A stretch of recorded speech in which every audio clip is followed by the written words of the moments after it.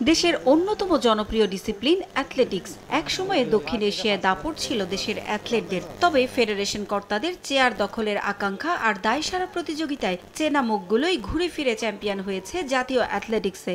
নতুন অ্যাথলেট তুলে আনায় ভাটা পড়েছে গেল কয়েক বছর ধরেই।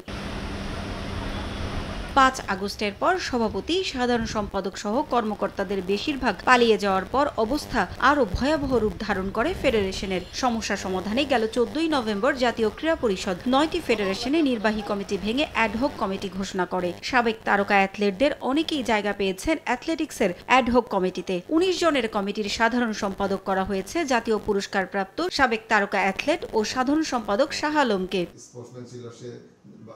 ৫ আগস্টের পর ঝিমিয়ে পড়া অ্যাথলেটিক্সকে সচল করার চ্যালেঞ্জ নিচ্ছেন শাহ আলম। ঘরোয়া প্রতিযোগিতা নিয়মিত করার পাশাপাশি জোর দিতে চান নতুন ক্রীড়াবিদ তুলে আনার দিকে। ৩ মাস ব্লক ছিল রাজনৈতিক কারণে, সেখানে তো আমাদের কিছু হাত না ছিল না সেখানে।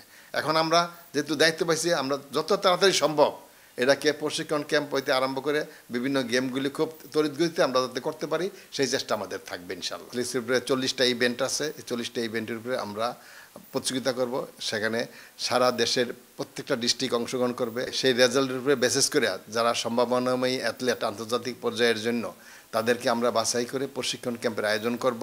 আগামী বছর দক্ষিণ এশিয়ার সবচেয়ে বড় ক্রীড়া আসর এসএ গেমস। নানা সমস্যায় পিছিয়ে পড়েছে গেমসের প্রস্তুতি। বিষয়টা মানছেন নতুন সাধারণ সম্পাদক। সবার সমন্বিত চেষ্টা ও নিজের অতীত অভিজ্ঞতায় সমাধান করতে চান শাহ আলম। আগামীতে যে ক্যাম্প হবে, ট্রেনিং হবে, ট্রেনিংয়ে আমরা নিজেরা তত্ত্বাবধায়ক হিসেবে দায়িত্ব পালন করব এবং যাতে performance day by day improve হয় সেটার দিকে নজর থাকবে এবং আসন্ন সাব গেমসের যে রেকর্ড সেই রেকর্ডকে যে ম্লান করে আমরা যাতে যেতে পারি সেই চেষ্টা আমাদের অব্যাহত থাকবে। আমাদের প্রশিক্ষকরা আছে, তারা অত্যন্ত ভালো এবং তাদের পাশাপাশি আমি চাচ্ছি বিদেশে থেকেও কিছু প্রশিক্ষক আনবো, যাতে করে দেশি কোচ এবং বিদেশি কোচ এদের সমন্বয় করে আমরা যাতে করে ভালো রেজাল্ট করতে পারি সেদিকে আমাদের নজর থাকবে। দেশের সীমা ছাড়িয়ে বিভিন্ন দেশে ছড়িয়ে থাকা প্রবাসী বাংলাদেশিদের মাঝ থেকেও প্রতিশ্রুতিশীল খেলোয়াড় খুঁজে বের করে আনতে চায় নতুন কমিটি।